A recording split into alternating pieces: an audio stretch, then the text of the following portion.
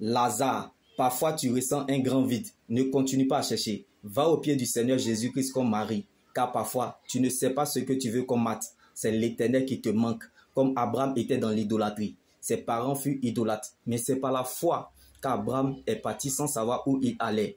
Quand tu veux rester assez longtemps dans un endroit qui ne correspond pas à ton futur, ce que tu ne veux pas faire dans le calme, tu vas finir par le faire dans les larmes. Comme si tu disais à un Moïse de rester en Égypte. Tu aurais mis du béton sur sa tête parce que sa destinée ne se trouve pas en Égypte. Mais si tu disais à un Joseph de quitter l'Égypte, il va beaucoup pleurer comme Anne, à telle enseigne que tu penseras qu'il est ivre.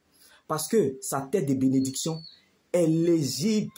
Alors bien-aimé, ne mange pas ce que tu as vomi et ne va pas là où Dieu ne t'a pas envoyé. Comme Elimelech, sans consulter l'Éternel, prit sa femme et ses 2 fils, alla séjourner dans le pays de Moab parce qu'il y avait de la famine. Elimelech et ses 2 fils moururent et resta Naomi seule. La vie avec Jésus est un espoir sans fin. Donc celui qui vit avec Dieu mourra avec Dieu.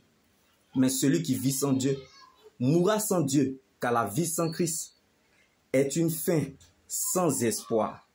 Alors bien-aimé, ne mange pas ce que tu ne peux pas avaler et ne commence pas ce que tu ne peux pas terminer.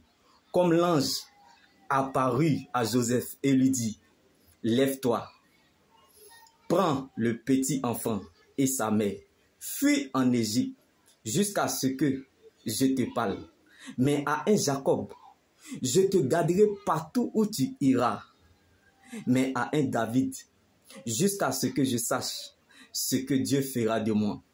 Parfois, nous n'avons aucune idée de l'endroit où la parole de Dieu nous mène, mais nous la laissons faire. Probablement, elle connaît la route mieux que nous. Quand tu sais, bien-aimé, de points de contact entre Dieu et les humains, tu provoques une fête au ciel. Quand tu sais d'hameçon entre Dieu et les humains, tu provoques une pêche miraculeuse dans la mer des cieux. Alors, bien-aimé, ne regarde pas ton statut actuel en donnant raison au diable pour ne pas partager l'évangile qui pourrait être sur le chemin de sauver les vies.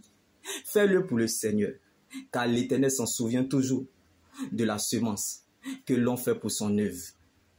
Quand tu sais de pont entre Dieu et les humains, tu provoques un concert au ciel. Si Dieu vous utilise pour retirer la douleur d'un cœur brisé ou de donner de la joie à une âme, vous êtes plus qu'un milliardaire. Alors gardez précieusement et jalousement le don et la grâce que Dieu vous offre. C'est là votre plus grande richesse. Shalom.